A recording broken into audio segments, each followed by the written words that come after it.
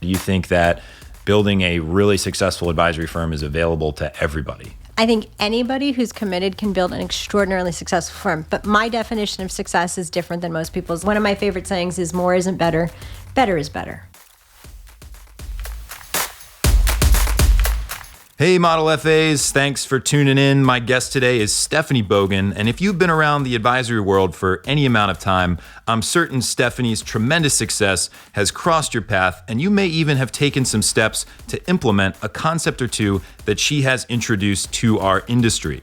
Our conversation today is about mindset. Now, before you hit pause or close out the podcast altogether, listen to me. The information that Stephanie shares on this episode will blow your mind, literally. When we practice what she lays out for us, I know from personal experience that we'll all see an increase in performance, positive impact in client relationships, and as she puts it, rocket fuel added to our business trajectories. Our team has enjoyed creating this podcast for you, and we are excited for the feedback that we're receiving. Please take a moment to rate and review the show. This really helps the podcast be seen by more people looking to learn about how to become a better fiduciary financial advisor. Make sure you share it with your team and your friends too. All right, here's my conversation with Stephanie Bogan. Stephanie Bogan, welcome to the Model FA podcast. We're so excited to have you on. Stephanie, if you don't know her, her background is illustrious. She built a pretty big consulting firm years ago, ended up selling that to Genworth, then went to work for United Capital, was one of the senior folks over there, helping them build out their client experience and other cool stuff that advisors still use.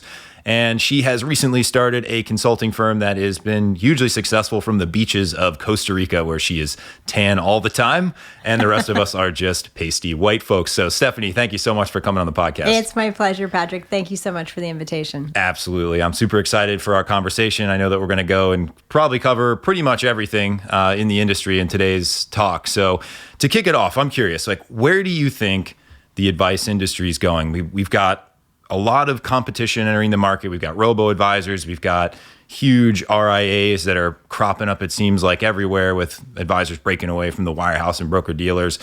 Where do you think the industry is going? And are you positive as far as the outlook for financial advice, kind of negative? Where do you fall on that spectrum? Obviously, there's a ton of talk. There has been for a decade or so about consolidation, right, with Hurley and Tabergen and others.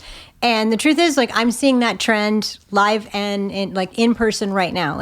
Half of the phone calls that I get are, I'm, 2 million plus. I've been doing this for 20 plus years. I'm having a struggle around the successor issue. I've got to solve for that. I never really thought I would want to do it a different way, but maybe a merger or an acquisition, right? So we're really starting to see sort of that consolidation trend start to hit. That said, I tell everyone, don't panic, right? In general, if you look at other professional service industries, right? If you look at architecture or accounting or legal, yes, absolutely, 80% of the business is held by 20% of the firms. That will undoubtedly be true for financial services. And yet, there is a cottage industry from, the guy who's a CPA in his house to a little office to a 5-person firm to a 20-person firm. So in that model, there's still room for everyone. In our industry, because of what I call the accelerating pace of change and complexity and cost and compliance and fee compression, which I don't think is so much fee compression as much as you're just having to work harder for the value. That creates issues around the business efficacy and systems and scale, which is, as you know, not advisors' superpowers. And so all of this, I think, is converging. But I don't think that's the trend that everyone talks about. And I pretty much think that that's kind of done. Side. Okay. And what I mean by that is, yes, it's happening. Yes, it's going to continue, but I don't think that's the trend that's really going to change everything. I think the trend that's going to fundamentally change our industry is AI. Ooh, okay. So that's where when people talk about consolidation, I go, okay, that's great. And they go, well, accountants have little offices and lawyers have little offices. And what I think is that all professional service firms are going to be affected by this trend. So with the introduction of AI, and let's say as it starts to develop out and become more mainstream, where do you think it could potentially disintermediate financial advisors? Is it on the actual client communication side? Is it more on the mid-office, back office, and those types of functions? Where do you see AI really changing the industry? I don't think any of us can predict really, I mean, probably some futurists could tell you. I read some really cool stuff. Half of it will probably come true. Half of it won't. For sure. But here's what I think is very, very likely if you look around is that, right, we talk about investments as commodities now because the reality is they're commodities, right? If you're positioning yourself based on alpha, right, that's a very narrow slice of the profession. And it doesn't usually work out great in the long term. Right before I retired, I gave a presentation at Schwab Impact and I talked about what I thought was the coming commoditization of financial planning. Okay. And people were looking at me funny in the audience. And I said, look, at the end of the day, I can go online, I can put in my basic data. It's a calculation and I can get cash flow projections. I can get a budget. I can get all of these basic things. Yep. So you can't tell me that fast forward 10 years, I'm not going to be able to go online and do that. And lo and behold, fast forward 10 years, you can. Here we are. Here's where I think there's an opportunity in that. And here's where, like, I go to McDonald's in the airports now, and there aren't people, there are kiosks. Right? Literally, you go up, you push the little buttons. And so that trend is happening. I think the next 10 years are going to be huge in terms of how that shows up. And again, I don't think anyone can predict it. So here's where I draw the line, because I don't have a crystal ball. At the end of the day, the work that advisors do, the work that I do, is focused on the externals, but the values on the internals. And what I mean by that is we talk about our business, we get a map, we've got vision and goals, we've got methods, right? Practice management, systems, operations, marketing, right? Digital media. Those are all methods. Momentum, right? How you actually show up, the pace and intensity and velocity with which you, right, attack your life and your business. But at the end of the day, it's really about sort of the mindset piece, which is when people come into an office to talk about their money, they're never really talking about their money. No. They're talking about what it means to them. If someone says to you, I want this rate of return, it's because it means something to them. If someone says, I grew up in the Great Depression and I know I can buy a new car, but I'm not going to, it's because they have sort of a story around money and the meaning that it gives them. And there's something that they need, right? Safety or security or something else. And I think the highest quality advisors recognize that. Okay. And they tap into it. And I was thinking about this lady. I was actually in Ron Carson's office last week, and we were talking, right? We'd love to have these big conversations about where it's all going. And this was the same conversation that we had, which is here's where I think advisors are really safe, but it's not going to be every advisor. What do you think separates the advisors who will survive this, let's call it shift, and the ones that, let's say, struggle to adopt that type of a trend? And truly, irrespective of whether AI takes hold in a year or 2 years or 10 years, I think all of the commoditization and the consolidation are pushing it this way regardless. I think AI will likely accelerate it when bigger companies and enterprises figure out how to use it the same way that they are in the tax world. The difference is, and I think it's critical that advisors understand this, is at the end of the day, you can commoditize data and what to do with it. You can, anything transactional, you can commoditize. Yeah. You can scale it. But what advisors do is really about emotion. It's about feeling. It's about the meaning that people give their money. And I've yet to find a computer that can crack that.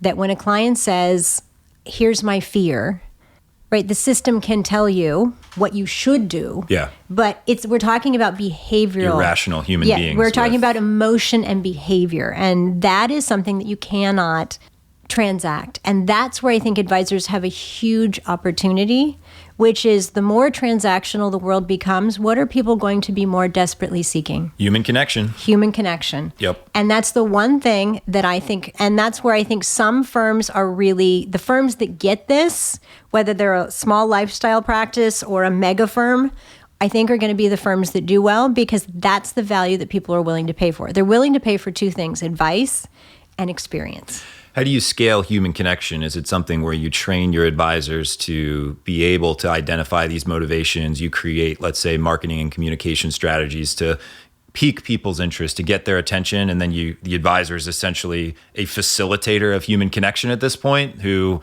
plugs into a larger client experience, or do they have can they build their own client experience to compete with some of these bigger firms? Yeah, it's funny. I'll have like mid-size, or smaller firms, million or 2 million, which to some people is really huge, right? But when you've got a 15 or 20 or $30 million firm, it's different by comparison.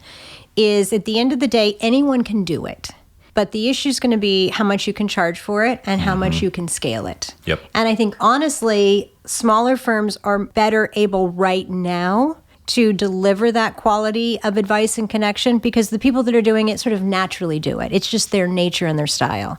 Larger firms like UC, firms like Carson's Group, and I think others who are sort of getting the behavioral component of finance are recognizing that you have to, and this is something I've taught firms to do for decades, is the secret is in learning how to systematize what is ultimately a highly specialized experience. Like, how do you systematize client engagement, right? The ability to look a client in the eyeball and just intuit whether you can push or not. What question could you ask that will really get to the heart of the issue? And that's not really anything that's taught in CFP programs. Not even close. Some people naturally lean that way and so sort of evolve it over time. Other people never, ever go there. Can you study that skill, though? Is that a skill you feel like can be studied out, or is it something that you develop through interaction, through feedback? I feel like for me, when I've been working on that skill my whole life, but it comes through rejection, it comes through conversation, it comes through experience. Like, how do you feel like you develop that skill set? So everything really, like success leaves clues. Yep. So at the end of the day, one of the things that I've sort of figured out over the years that I'm pretty good at is synthesizing things and figuring out how to package them, right? Lots of advisors can sit down and have an amazing, engaged conversation with a client. Yes. But I'm all about scaling influence and impact. So how do you do that in an organization like United Capital or a Carson Wealth or just, a $5 million firm that wants to be a $25 million firm? When it's one or two or three advisors and they're all culturally aligned, it's sort of their style. When you teach it at an organizational level, it has to become a skill, which means you have to teach the art of client engagement.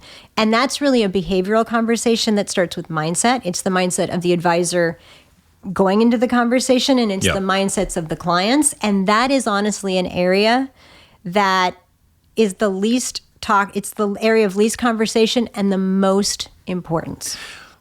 So mindset, I think you and I agree on this. I think it's foundationally probably one of the most important things is just the ability to commit to something and then just follow through and just know intrinsically that you're working towards a goal and that you're going to have to move in different directions in order to get there. But ultimately, you're kind of going to push through. And there's obviously way more to the study of mindset and all this other stuff. So very simply put. But a lot of advisors, when you start talking about mindset, their initial reaction is this feels like a little hokey. It's not tangible. It's not...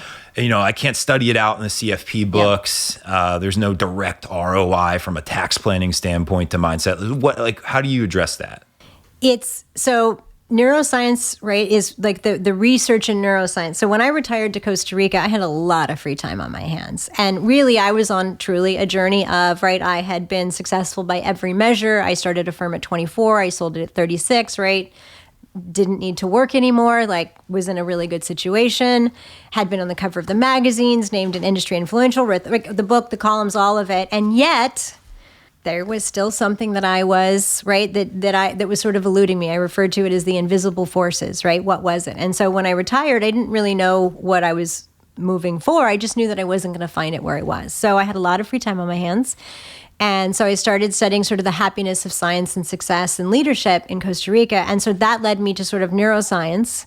And that is where really my mind was utterly blown in terms of what really drives success and happiness and wealth and well-being. And here's what the science essentially says, is that success is basically driven by three factors: environment, skill, and psychology or mindset. Okay, that makes perfect sense. Yep. Okay. But here's the part that literally blew my mind. Success and happiness is 80% driven by your mindset. And so we have 5 senses. We have, right, taste, touch, see, hear, smell, right, all of that. And those senses examine our outer world. And then it goes into our brain to process that and figure out what happens. There is no sense for the inner world. There is no sense that says, I'm upset today. Why is that? I have a partnership issue that I haven't addressed for 3 years. In spite of the fact that it's not working, in spite of the fact that it's uncomfortable, in spite of the fact that it's holding our business back 3 years in, we're still circling the wagons on this one. What is that about? That is not a business issue. So 90% of the issues that advisors and firms bring to me aren't business issues. Yep. The methodology for solving them ends up with a business issue, right? Yep. You deal partnership agreement, but the underlying issue is about who they are and how they're showing up as an advisor and as a leader. And to your point, that is a conversation that makes some people uncomfortable because it seems it does. woo-woo, right? And so I'm reading this and I'm like, oh, science. I dig science. Science is fact. So I start studying this more and more and more. And what I found is it just becomes more and more true. So we started this coaching program last year, which incorporates not just all the business methods and best practices, but mindset. The results are staggering. So we had this 2-day retreat where we had alumni come down, and one of the guys after 2 days comes up to me. His name is Brian. Brian won't mind if I share this. And he says, that was a really powerful 2 days. I have to tell you something. And I said, what? He said, I just want you to know that when I joined this group, I just did it because of all your experience and the best practices and all Matt's great systems. And I just wanted to replicate that. He's like, this mindset thing, I just figured, it's for you people. It's cool. It's an add-on. Yeah, whatever. I can ignore that. I'll deal with it. Yeah, I'll tolerate her talking about this stuff. He's like, I have to tell you. He said, Stephanie, I had no idea how important it is. And we literally uncorked his entire situation with the junior advisor and the lack of performance and how he was dealing with that in 17 minutes over lunch. And He looked at me and he was like, holy heck, I had no idea that's what was going on. The crazy thing is if you get rid of those blocks in your mindset, you can address business problems so fast. It's like insane. It accelerates. This is what I tell people. If you don't like woo-woo, that's fine. I'm all about results. I am all about I want to be happy, I want to be healthy, and I want to just throw down with high-performing habits. So if I have to rub crystals together or dance around a campfire, I don't care. I am all about the result. Now, the good news is I don't rub crystals together. Okay, that's good. We do have bonfires. We might have diverged there a little. In fairness, we do dance around the bonfires in Costa Rica, but that's purely recreational, and we're all having a great time. Cool. But at the end of the day, so here's the way that I have come to explain it, because most people sort of get intellectually that this makes sense, right? If you have a good attitude, and we all know the sayings, right? Yep. If you think you can, you're right. And if you think you can't, you're right. Positivity and mindset are somewhat different too, as far as... Exactly. The key here is this isn't woo-woo. Like, this is hard science. This is neurology and biology and epigenetics. It's really about how you function. So the way I look at this is, like, when you have a conversation in your head, we all have them. I tell people I have voices in my head. I'm pretty sure I'm not the only one, right? So you have conversations in your head. Something happens in your office. The phone rings. You get a message that your largest client has called. What's the first thing that people think when they get that message? Oh, they're unhappy. They're gonna Something's leave. wrong, right? Yep. Why do you think that? Is there a precedent human nature, for that? I guess. Right, because your brain is hardwired to focus on the problem, not the opportunity. So here's the actual science that was truly, like, kind of opened my eyes to how this really practically applies to the reality and the success that we live and experience, which is, at the end of the day, the way that it works is we have, on average, we have about 60,000 thoughts a day. 80% of those thoughts are negative, and 95% of those run on a replay loop. And those thoughts are all framed in what neuroscientists call stories or beliefs or imprints, right? You call it whatever you want. And the idea is, right, when we grow up as children, our brains are essentially taking in all the information from the environment and creating a model for living that says, this is the way that you live, because your limbic system, the oldest, deepest part of your brain, from a new evolutionary perspective, has one job. Don't die. Don't die. That's it. Now, here's we get that fight or flight, right? When that message gets laid on your desk and you see that it's from your largest client, do you go, oh, I bet he's calling to tell me that he sold another company and he's got another $2 million to invest? No, you do not. No, you go, I'm going to be eaten by a hungry tiger and I'm going to die, right? He's got a problem. He's not going to like me. He's going to fire me. All my clients are going to fire me. I'm going to be eaten by a hungry tiger and I'm going to die. And I'm the worst advisor ever. Right? And literally, the phone hasn't even been picked up to have the conversation, and we are having a conversation in our head. Here's the question. For anyone that's doubting the Bryans of the world, like, this is woo-woo, it's not for me, here's what I would ask you. Who in the hell are you having the conversation with? Yeah. Who are you having that conversation with? If I'm having a conversation with you, there are two parties to the interaction. This is true. So when I'm having that conversation in my head, who am I having it with? Yourself. I'm having it with my belief system, my BS, right? Because 99% of the time, those voices are not my friend. How long does it take to break down someone's belief system in a positive way? If you're really good, 12 to 17 minutes. Wow. And what type Which is why it's way better than therapy. Everyone's like, oh my God, it's like therapy. I'm like, oh God, I don't have the time or money for that. I'm not sending their kids to school. I'm all about results. Do you notice that people start to kind of gradually drift back into old patterns, though, if they don't continue to address core issues? And so we could have like a 4-hour marathon on this, and we won't. Because I definitely drift. So but let me explain to you the science behind why. So as children, we develop belief systems. Whether you agree with it or not, I promise you, every neuroscientist in the world is on board with the idea that you form models of the world. Some of our beliefs help us. I can do anything. Some of our beliefs hinder us. I'm not good enough for that. Like, how many advisors, like, here are common examples. I can't charge fees for financial planning. I can't increase my fees. I can't move to a retainer. I can't charge that. Yeah. I can't change the service model that my clients are on. I must take every phone call personally. I have to be the servicing advisor. I need to. Anytime I have to, should, or must pops in, I'm going to tell you right now, you're working in a story. Yep. Because it's just not true. I've made all those changes 1,000 times with great success. Never had anyone call me in 22 years and say, I took your advice and it didn't work. Now, that's not because I'm a genius. It's because best practices work, strategies work. We just are so busy applying them to the external environment that we never stop to ask ourselves, why in God's name do we go to all these darn conferences and come back and not change anything? Or it's so slow and incremental that we're just like, oh my God. And so when you kick the mindset piece on, to your point, it accelerates it because there's no resistance between you and the goal. So what you have is this clarity about what you're doing and why you're doing it and whether it's serving you or not. And one of my favorite quotes is, when your vision is clear, your decision is easy. Yep. But these beliefs basically show up in our life, and the science basically says that they are, by the time that you are 35 years old, you are 95% pre-programmed. So I got like a year left before I'm fully pre-programmed. You've got a year to break the cycle. All right. Literally. And it doesn't mean it's all bad. It doesn't mean we're all broken. It just means... I have a lot of adapted teen-like behaviors. Well, and here's the thing. I think people, men in particular, if we're being honest, tend to think these conversations mean someone's going to tell me there's something wrong with me or something's broken, and therefore it's a feeling conversation or it's woo. I can't engage in this. I cannot engage in this. I am the best. Yes. And so here's the thing. That's just what we tell ourselves because it makes us uncomfortable. At the end of the day, your thoughts either help you or they hinder you. How does mindset relate to leadership? I found that a lot of specifically younger advisors are afraid to bring people on to their business and, lead people. Do you feel like there could be a block that's stopping advisors from wanting to grow a larger company? Because I found that your success in business is directly related to how big of a vision you have. Yeah. And if you narrow the vision, you say, I can't possibly lead anyone. I can't have any employees or partners or anything like that. You could really limit your ability to grow. Do you feel like there could be some underlying issues there? Or do you think those two things, leadership and kind of mindset and performance, are unrelated? I think they're like 100% correlated. Okay. Like 100%. I thought so too. And here's why, right? So our brain's number one job is stay alive, don't die. Mm-hmm. The problem is not dying is not the same as truly living.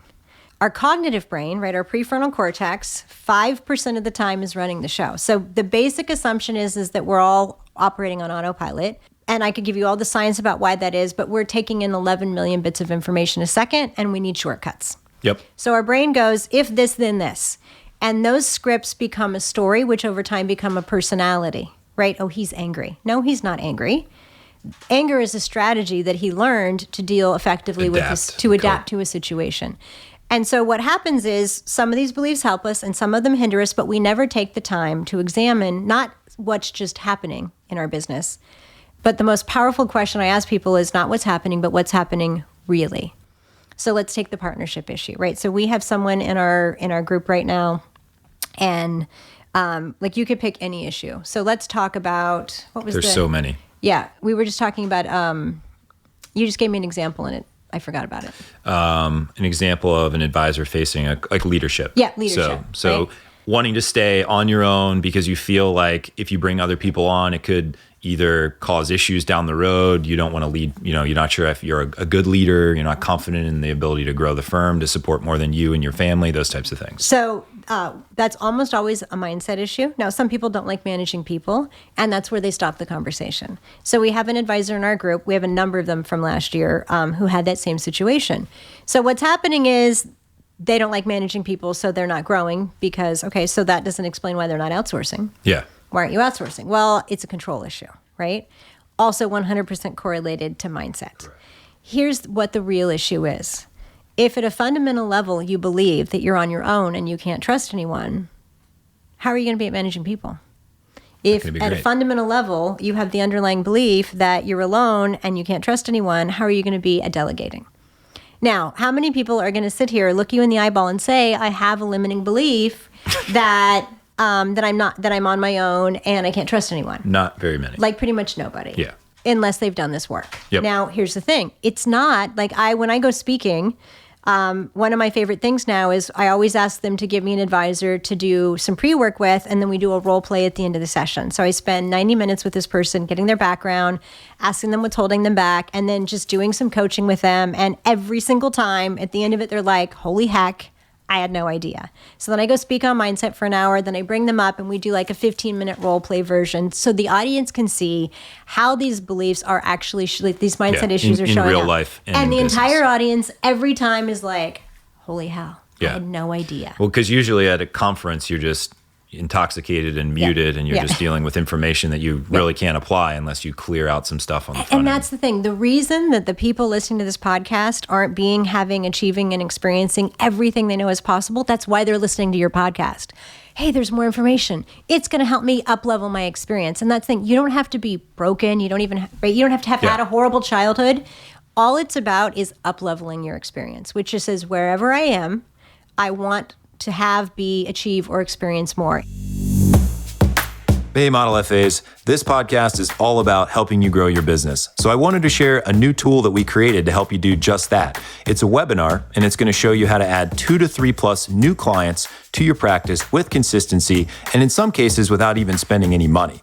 You can check it out at get.brewerconsulting.co/webinar. Again, it's get.brewerconsulting.co/webinar. We'll look forward to seeing you there. What are your thoughts on people's kind of underlying skill sets? I've found that there's different types of advisors, and you've got kind of the architect advisor that really likes to build the plans, be kind of the financial expert. You've got the connector who goes out there and sales. They love networking. The visionary, let's say, just loves to paint the picture, think about the future, thrives on increasing influence. I mean, do you think those underlying kind of personality traits play a role in advisor success at all? Or do you think that building a really successful advisory firm is available to everybody? I think anybody who's committed can build an extraordinarily successful firm. But my definition of success is different than most people's. I don't think that bigger is. One of my favorite sayings is more isn't better. Better is better. Yep. For some people are what I call empire builders, right? Yep. I'm an empire builder. You're an empire. I love scaling influence. I get an idea and I'm like, wow, I want to share it with 1 million people. Other people are just so happy to sit across from those clients day after day and just have that intimate connection and kind of do that for 10 and God love those people. The world needs them. Yeah. And so at the end of the day, those are just general personality styles. What it's really about for me is what's your definition of success? And what's holding you back from it? Because I genuinely believe, and this is where the neuroscience really kicks in, is the neuroscientists, like Harvard now has a mind-body institute, right? And everyone's coming to the same conclusion, which is the only limits that we have are the ones that we place on ourselves. So when you go into a situation with a partnership, wanting to build an empire firm, or just like a lot of the people in our coaching program are like, look, I just want an amazing lifestyle practice like you and Matt. Like, you make 7 figures a year, you work 20 hours a week from anywhere in the world. Like, that's epic. I would like some of that. And I'm like, great, we can get you that. And here's the funny thing. Then we had all these people join that are like 1 million, 1.5 million and larger. And I'm like, you're already at 1 million. Why are you joining? And they're like, because we want all of the efficiency and the scale and then the freedom to do what we want with it. We can take more vacation, or we can just build a bigger, more successful firm. So the principles are the principles are the principles. When we ignore mindset, we're ignoring the very thing that gets us the ability to get where we want to go. And yes, we can eventually get there, but it is so much harder and longer, and there's so much more struggle involved. Yep. And that's literally, Patrick, the reason that I unretired. I was like, It doesn't have to be this way. A lot of advisors, they use information and workflows, operational processes to hide. I feel like the industry gives you a lot of opportunities to hide. I did a post on this a couple weeks ago, and it got a lot of engagement, more than I was expecting. I just listed out all the ways that advisors will routinely try and hide in their business instead of doing the things that maybe feel a little bit uncomfortable that will actually produce 95% of the results. It's a brilliant insight on your part. So I'm starting this new blog thing. I committed, right? Uh-oh. I committed that I was going to do that. All right, we're going to watch. We're going to make sure. I was going to do that this year. I might even throw in some videos so I can kill two commitments with one birdstone or whatever it's called. Birdstone. Yeah, I know. My husband always tells me not to use analogies because I butcher you're good. them. I'm terrible with analogies too. They'll That's edit weird. that out for me. So here's a perfect example. So I'm in San Diego yesterday and I'm hopping my Uber car and I cannot help but notice that there is literally a little old lady in the front seat. And I mean like older lady, like frail, thin, like pale, paper plus. thin skin. She's 83 years old. Wow. She's fashionable. She's in a hot pink velour jumpsuit. And so she strikes up a conversation and her vibe is just lovely. She just is interesting. And she asked me what I was doing. And I was like, I'm speaking. She's like, oh, I was a professional speaker in the 80s on Image. And I'm like, of course you were. You have that amazing hot pink velour jumpsuit. Right. And she's telling me I did TV and movies. I even have a small pension from the Screen Actors Guild. I mean, she's not like, it's not like regret. You can tell that she really enjoyed this time in her life. And she's like, and then as I got older, I got into real estate and then I retired. And then 2008 happened and I lost everything. And I've been driving, I did what I could with what I had saved and I've been driving for Uber for 3 years. And I have to tell you something. One, I was incredibly humbled. And then I was mad. And here's why I was mad. God, I love advisors. I love them to death. But I'm so frustrated at the inability to have a conversation and tell the story of the value of the work that is done. And I'm so tired of the excuses. To your point, it's hiding. Here is a woman who's 83 years old driving an Uber car because some advisor somewhere was sitting in his office on his high and mighty going, I don't want to be a smarmy salesman. And so I'm uncomfortable. I'm not going to do that. I'm just going to do nothing. And yet, if you genuinely believe in the value of what you do, you're basically capitulating because the smarmy salesman down the street does not have that issue and he's hustling. And he got her money. And as a result, she's lost it all and gone to Uber. And when I know that there are really quality advisors out there who are hiding, it frustrates me to no end because how many people need help, aren't getting it, because we are hiding behind our limiting beliefs and we don't even know that we have them. We're just not willing to do the work, which is entirely why I'm retired because I was like, I have to change the conversation. Yeah, we're trying to do similar things. I mean, it's funny, in our program, we focus mainly on client communication, marketing, sales, similar stuff. And I've actually hired in a bunch of people from Northwestern Mutual, some high-end advisors who have been trained very specifically on going out and doing a lot of the front-facing sales, lead generation stuff. So using the people in the industry who have been trained for bad to help train the good people on some of those tactics and that's as well. The thing is, we get uncomfortable, right? So our brains are hardwired to avoid things that represent any form of risk, threat, or danger. Yep. Anything that is new or different is uncomfortable because if you have that level of uncertainty, your brain goes, oh, wait, if we don't have that level of uncertainty, there's risk, threat, or danger. Yep. We can't do that. And so we stop ourselves before we ever really understand why. And here's the tricky part. Not just what it's costing the little old ladies, but what's it costing us? And so when you're sitting in your office thinking, I don't want to be a schmarmy salesman, so I'm not going to do anything, what you're missing galactically is, one, if you genuinely believe in the cause of calling and financial planning, that's not a strong position to stand on. And two, it's all about strategies. There is no correlation. There's no code book that says, if you tell people what you do, you are 100% a schmarmy salesman. It's a story. Yeah. It's a belief that someone picked up. It's also a reframing of what the advisor's value proposition is. For so long, the industry has told you your value proposition is related to the services that you deliver, whether that's financial planning, investments, tax, whatever it is. But the value proposition of an advisor is essentially their accumulated stories and belief system, all that they stand for, right? What is their personal and business philosophy? How do they help folks? Why do they do it? If they can share that in a way that feels organic and natural to the marketplace, that's not salesy at all. That's just a reflection of how they do business, and people will be attracted to that because, as we said, what we're selling here is the human connection. Well, it's funny because the logic just doesn't play out, right? So we're all very good at talking about the business case. Yep. There is no business case for staying in a partnership that's not working. There is no business case for serving clients in a way that's unprofitable and dilutes the performance of the firm. There is no business case for sitting on your high and mighty saying you don't want to be a smarmy salesman, knowing full well that the smarmy salesman is out there selling to people. Like, there's no business case for it, which means at the end of the day, it's about who you are and how you're showing up. And when you get that, again, not at a therapy, I got to lay on the couch and cry. Like, that's the difference between therapy and coaching. Therapy is like, let's go back into your past and heal. Coaching is where are we and how do we up-level our experience? We do need to identify what beliefs are holding us back, what sort of stories are running in our heads. Like, I can't tell you the number of clients I have that get successful-ish and then stop. And it turns out every single time they have a money story. And here's what that money story is almost all it's every single time. I grew up with no money on the other side of town, and my parents or people around me talked negatively about people with money on the good side of town. And as a result, wow, I hit this $1 million and I stopped and I couldn't figure out why. Well, it's very simple when you break it down. What's happening is you plateaued. What's happening really is your subconscious, the autopilot that's running the show, sabotaging you, is literally sabotaging you and going, hey, wait a minute. If we get any more successful, we're going to be one of those people. And that means we're bad. And if we're bad, we don't fit in the tribe. And if you get kicked out of the tribe, you're on your own and you'll get eaten by a hungry tiger and die. Yeah. And literally without your knowledge, consent, or permission, your hardwiring is, your code is sort of running how you behave, how you respond, how you show up, how you respond in your relationships, how you respond as a parent, how you respond as an advisor, how you respond as a leader. And at the end of the day, it doesn't have to be like that. It's just strategies.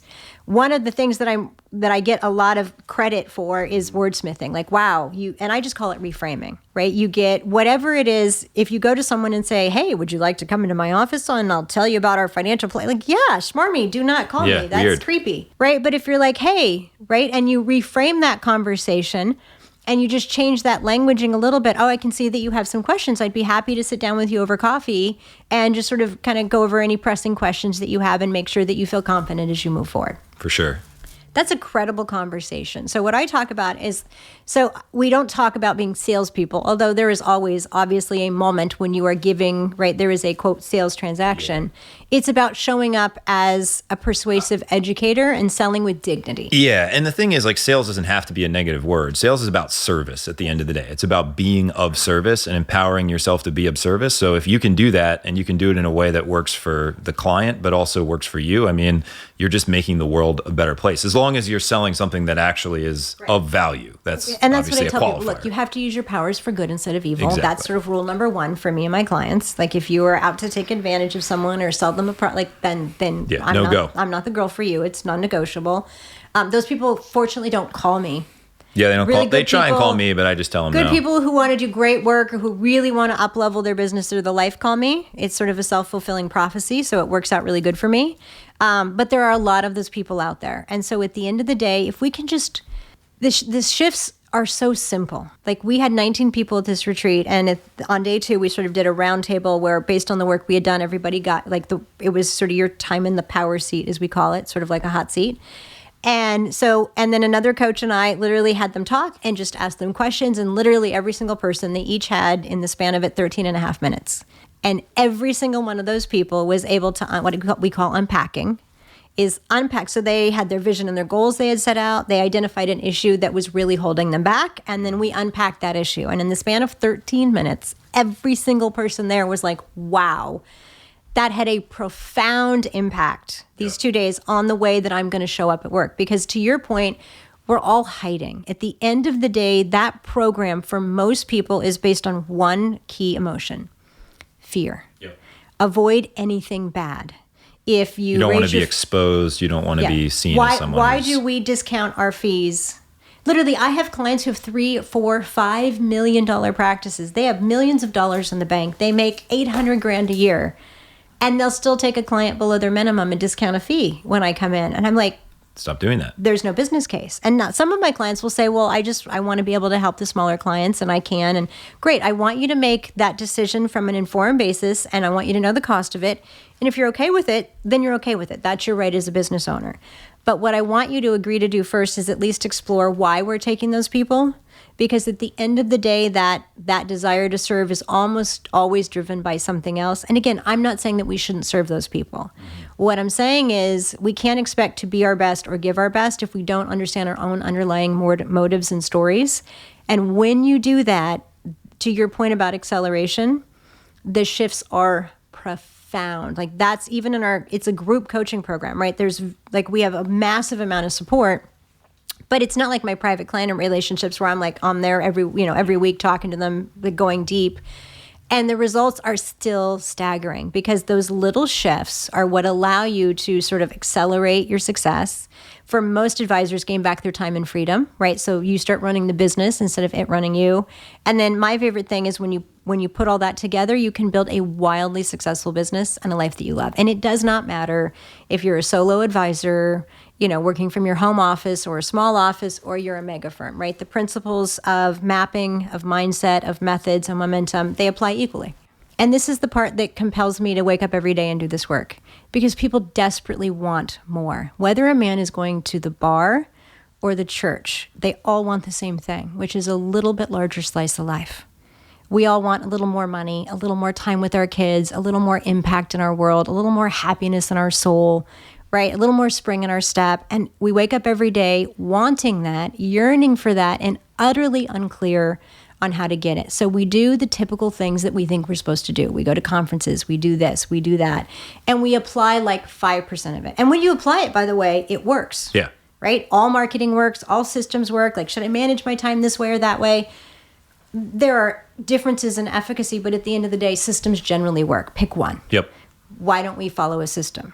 Because, well, that's the issue, isn't it? Right? Yeah. And so you can solve that. So mindset is kind of the foundation of everything. Mm-hmm. But in the coaching work, we talk about it a lot in the beginning for a brief period of time and then sort of intermittently throughout. But the rest of the conversation is around methods, which is when we have clarity of where we want to go, when we know what's holding us back, really, wow, it is though the training wheels have come off and we've put rocket fuel in this thing. And all of a sudden the ability to shift our service model. Like so many advisors last year picked their niche in our group program, raised their fees, transition client. I mean, all of the things that they kind of knew they maybe needed to do, they fundamentally were able to kind of unpack their stuff and then do it. And the results they're staggering. Like they're even better in a group environment. They're like even better than I thought they were going to be. And that really goes to the fourth point, which is momentum, which is you can't be lazy. You can't procrastinate. You can't say that you want it. And then, so I believe in energy and momentum, which is, I believe that the energy and effort you put out is pretty much what you're going to be matched with. So if you spend 10 minutes a day doing something, you're going to get 10 minutes of result. And if you spend 3 hours a day doing something, you're going to get 3 hours of result. The problem is because most people haven't done the first 3 areas, that 3 hours a day still yields them 10 minutes of result. Yeah. So it's a lot of effort and it's a lot of struggle because they're out of alignment. When you align your vision of what you want, your thoughts, your feelings, and your actions, holy heck, it is like putting rocket fuel in the car. Decisions are made, things get done, and like advisor after advisor is like, wow, I had no idea. And then you start showing up, and I'm really big, this is the last year for me, is really on high-performing habits. I've really been studying what are the high-performing habits of people that operate most of the time in a success state. Everybody has stress states. I have them, right? I have bad days. I'm like, oh my God, this trap. But the difference is I don't let those stories stick in my head. I go, oh, wait, that little voice, that little brush it off. Brush it off. And I can reframe it for myself in an instant and go, oh, the largest client called. I wonder what's up. I wonder if they have a question. Well, I should get back to them right away because I so love talking to my clients, right? Like I don't have, one of my clients calls, I literally have not an ounce of worry because I'm coming into it with a completely different confidence and mindset, and I know my value. If the client suddenly woke up and hates me and they quit tomorrow, okay, I'm just fine. Like that doesn't happen, but at the end of the day, I don't have that moment of, oh my God, that so many advisors have. So when you put those 4 pieces together, total game changer. Stephanie, thank you so much for coming on the podcast. I really enjoyed your explanation around mindset and the habits that advisors need to adopt in order to build a transformative practice. And I'm looking forward to future discussions. So thanks again for coming in. It's been my pleasure. All right. Talk to you soon. Take care.